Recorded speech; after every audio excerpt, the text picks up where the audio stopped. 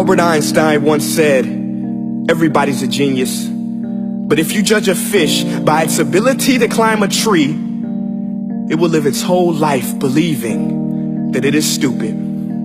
Ladies and gentlemen of the jury, today on trial we have modern day schooling. Glad you could come. Not only does he make fish climb trees, but also makes them climb down and do a 10-mile run. Tell me, school, are you proud of the things you've done? Turning millions of people into robots, do you find that fun? Do you realize how many kids relate to that fish? Swimming upstream in class, never finding their gifts, thinking they are stupid, believing they are useless? Well, the time has come, no more excuses. I call school to the stand and accuse him of killing creativity, individuality, and being intellectually abusive.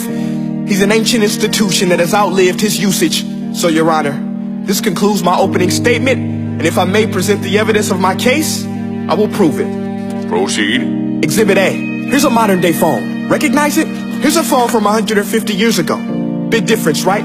Stay with me. Here's a car from today, and here's a car from 150 years ago. Big difference, right? Well, get this. Here's a classroom of today, and here's a class we used 150 years ago. Now ain't that a shame? In literally more than a century, nothing has changed. Yet you claim to prepare students for the future? But with evidence like that, I must ask, do you prepare students for the future or the past? I did a background check on you and let the record show that you were made to train people to work in factories, which explains why you put students in straight rows, nice and neat, tell them sit still, raise your hand if you want to speak, give them a short break to eat, and for 8 hours a day tell them what to think. Oh, and make them compete to get an A letter which determines product quality, hence grade A of meat. I get it. Back then, times were different. We all have a past. I myself am no Gandhi.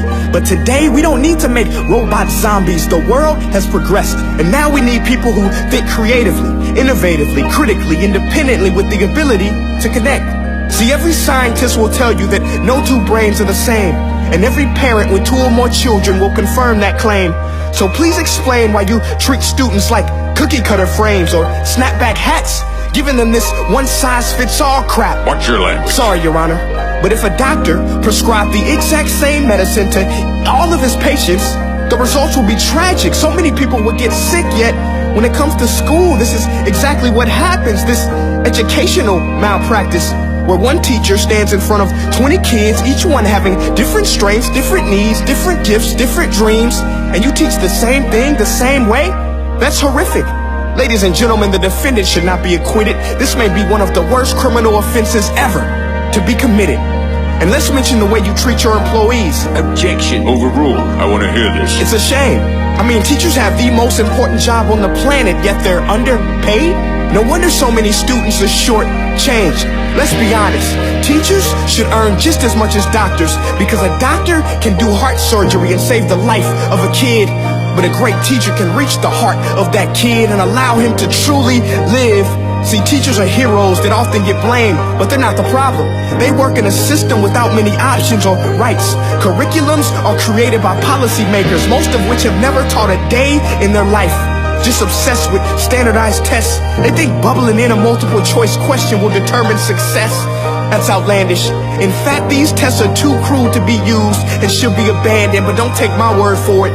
Take Frederick J. Kelly, the man who invented standardized testing, who said, and I quote, "These tests are too crude to be used and should be abandoned." Ladies and gentlemen of the jury, if we continue down this road, the results will be lethal. I don't have much faith in school, but I do have faith in people. And if we can customize healthcare, cars, and Facebook pages, then it is our duty to do the same for education.